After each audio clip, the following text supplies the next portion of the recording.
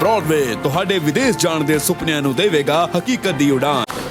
नमस्कार दोस्तों, मैं अमरजीत ब्रॉडवे इमिग्रेशन सर्विसेज से लगातार कोशिश होती है इस चैनल के ज़रिए कनाडा स्टडी वीज़ा को लेके हर लेटेस्ट इंपॉर्टेंट अपडेट आपसे शेयर करें। पिछले दिनों बहुत सारा जो रिफ्यूज़ल आया बच्चों का, क्या वो रिफ्यूज़ल वाले बच्चे या भविष्य में भी अगर कोई स्टूडेंट रिफ्यूज़ल ले रहा है तो क्या उस रिफ्यूज़ल को वो वीज़ा में कन्वर्ट कर सकता है, इसकी पॉसिबिलिटीज़ क्या रहेंगी और किन रिफ्यूज़ल्स को आप कन्वर्ट कर सकते हो और किन रिफ्यूज़ल्स को आप कन्वर्ट नहीं कर सकते हो। तो इसमें डिटेल बातचीत रहेगी। सबसे पहले चाहूँगा इस चैनल को ज़रूर सब्सक्राइब कर लें। इस चैनल का कोर मकसद आपको स्टडी वीज़ा से सच के साथ, फैक्ट के साथ, इंफॉर्मेशन के साथ जोड़े रखना है।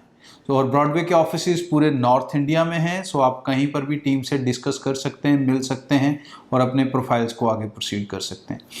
कनाडा के अंदर जो रिफ्यूज़ल्स पिछले दिनों आए वो मेजरली 3 से 4 कारणों के साथ आए। सबसे बड़ा कारण जो देखने को मिला था वो था एकेडमिक वीकनेस। मतलब बहुत सारी फाइल्स ऐसी लगती थी, एक ट्रेंड था कि जहाँ पर अपने एक सब्जेक्ट में 55 हैं, 50 हैं, 51 है, 47 है, ऐसे कोई भी स्कोर है, मतलब 60 से कम वाला स्कोर किसी एक सब्जेक्ट में है तो अपने उसके अगेंस्ट फाइल लगाते थे और वीज़ा फिर भी आते थे। बट इन्हीं प्रोफाइल्स के ऊपर बहुत सारा रिफ्यूज़ल देखने को मिला। सेकेंडली, वो एकेडमिक जो ग्रेजुएट थे लेकिन उनकी बैकलॉग्स थी, उनकी एक्सटेंडेड डिग्री थी, उन्हें बहुत सारा रिफ्यूज़ल देखने को मिला। अब ये जो रिफ्यूज़ल्स हैं इनको आप रीअप्लाई कर सकते हो, बट इट डिपेंड्स कि आप कौन से कोर्स में या कौन से सब्जेक्ट में वीक थे और उस कोर्स या सब्जेक्ट का आपके फर्दर जो एजुकेशन आप कनाडा में ऑप्ट कर रहे हो उसके साथ कोई लेना देना अगर नहीं है तो it depends how you justify it. मतलब आपने पढ़ा क्या, आपके केमिस्ट्री में वीक हैं लेकिन आप जो कोर्स करने जा रहे हो फिज़िक्स और मैथ से रिलेटेड है, उसमें स्कोर सही है तो आप उसका हवाला मतलब इन्फॉर्मेशन अपने सपोर्टिंग लेटर में डाल सकते हो। आप आर्ट्स वाले स्टूडेंट थे, किसी एक सब्जेक्ट में वीक थे लेकिन उस सब्जेक्ट का आगे लेना देना नहीं है, तो this is how you can justify. Backlogs को आप मेडिकल रीज़न या कुछ ऐसे रीजंस के साथ जस्टिफाई करके वीज़ा विन करने की सिचुएशन क्रिएट कर सकते हैं। बट कोर्स में प्रोग्रेशन ज़रूर हो। जिन बच्चों ने प्रोग्रेशन नहीं बनाया, इसके कारण उनका रिफ्यूज़ल आया है, तो उन बच्चों को डेफिनेटली अपना प्रोग्रेशन बनाना पड़ेगा। डिप्लोमास को छोड़ के डिग्री या मास्टर्स की तरफ जाना पड़ सकता है। ये जो रियल रीज़न है, ये रियल रीज़न दोस्तों आपको केप्स नोट में मिलेंगे, सिर्फ रिफ्यूज़ल लेटर से नहीं मिलेंगे।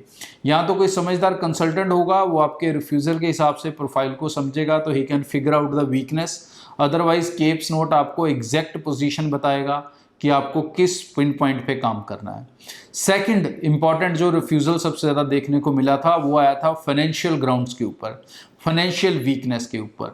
बहुत सारे लोगों ने सिर्फ एक ITR 4.5-5 लाख की लगा दी, 2-4 लाख के फंड दिखा दिए।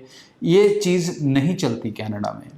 कनाडा में अकॉर्डिंग टू अगर चेकलिस्ट जाएं SDS की तो किसी तरह के फंड या इनकम की ज़रूरत नहीं है।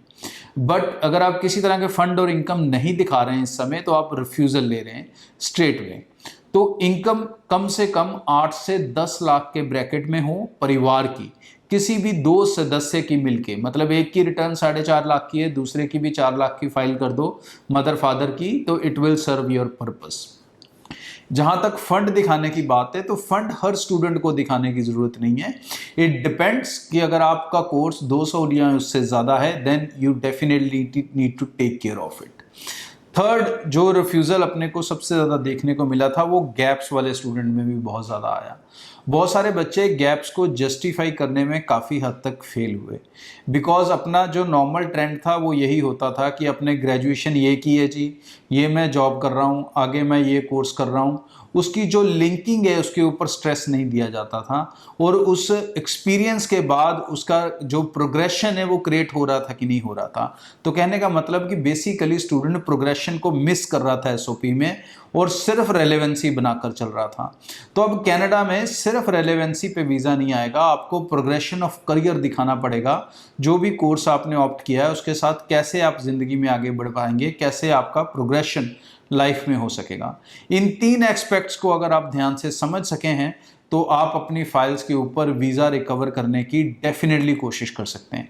और अगर आपका केस रिफ्यूज़ नहीं है, फ्रेश है, तब भी मेरी दोस्त एडवाइस है कि इन 3 पॉइंट्स के ऊपर बहुत ज़्यादा फोकस करके चलना कि आप कहीं रिफ्यूज़ल ना देख लें। सो आगे भी इस चैनल के ज़रिए रेगुलर अपडेट करता रहूँगा। सब्सक्राइब ज़रूर करके रखें। चाहे अप्लाई आप कहीं से भी करें, किसी भी कंपनी से करें जहाँ पर आपका विश्वास है, लेकिन आपके पास trust information, factful information, right information हो, ये चैनल आपको उसमें गाइड करता रहेगा। ब्रॉडवे के ऑफिसेज पूरे नॉर्थ इंडिया में, जैसे मैंने बताया, सो आप हमें जम्मू में, पंजाब के कई शहरों में, हरियाणा में, new Delhi, Netaji Subhash palace and Ahmedabad Gujarat में कहीं पर भी हमारी टीम से मिलकर बेफिक्र होकर अपनी एप्लीकेशंस अप्लाई कर सकते हैं। नहीं भी करना चाहते हैं तो एक राइट गाइडेंस गारंटेडली आप हमारी टीम से मिलकर ले सकते हैं। आज के लिए इतना, फिर मिलेंगे। नमस्कार। ब्रॉडवे ਤੁਹਾਡੇ ਵਿਦੇਸ਼ ਜਾਣ ਦੇ ਸੁਪਨਿਆਂ ਨੂੰ ਦੇਵੇਗਾ ਹਕੀਕਤ ਦੀ ਉਡਾਨ।